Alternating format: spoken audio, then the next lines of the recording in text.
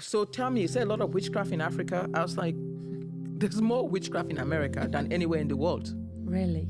I'm serious. It's just packaged differently. It's packaged in a way that people have accepted it. People accept white witches. There's no such thing as a good witch. None. All witchcraft is bad. Anybody that is connecting with the devil, whether it's New Age, whether it's witchcraft, whether it's Church of Satan, Scientology, it's all the devil.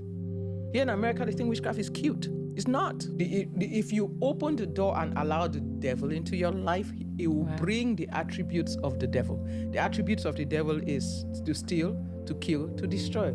Homes, families, children, businesses, just everything. And you can see how much our society has gone to a place where it's just so dark and demonic. There are just two forces in the world, God and the devil. Human beings are in the greater balance of power in the universe. There's the power of God and there's the power of the devil. Human beings don't have power.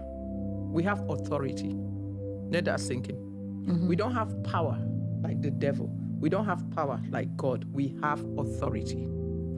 And if we give our authority to God, God intervenes in the world. If we give our authority to the devil intervenes and messes up our world. So the reason why our world is so crazy is because human beings have failed to give their authority to God. Interesting. You know, people think that I don't have to believe in the devil and I don't have to believe in God either. Great deception for you to believe that as a human being you can survive on your own. There is no such thing. Human beings don't have ability. That is why, Lara, you find out that people that don't have any God will worship a rock. They'll worship a tree. They'll find something to worship. Because there's something in every human being that's supposed to worship God. And if you don't worship, that is why there are all kinds of religions, all kinds of things people worship. There is something in you that will never find peace till you find more meaning. You find a spiritual meaning.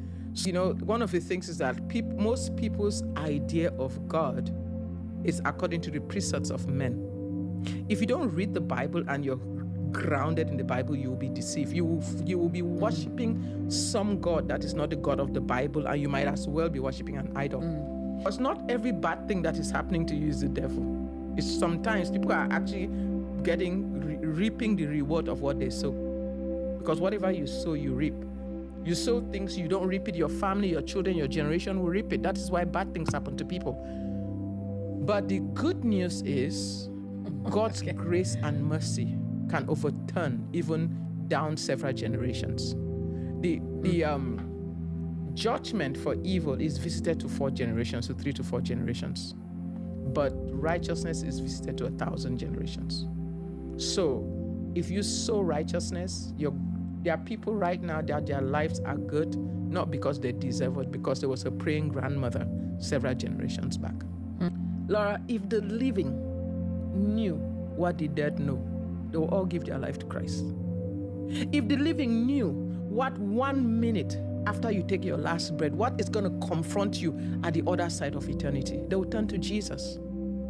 But the issue, the devil has put a blindfold on the hearts and the minds of people, so people don't truly recognize that in this world that I'm walking in, I was born in this world to be reconciled to God. Laura, if the living knew what the dead know, they will all give their life to Christ.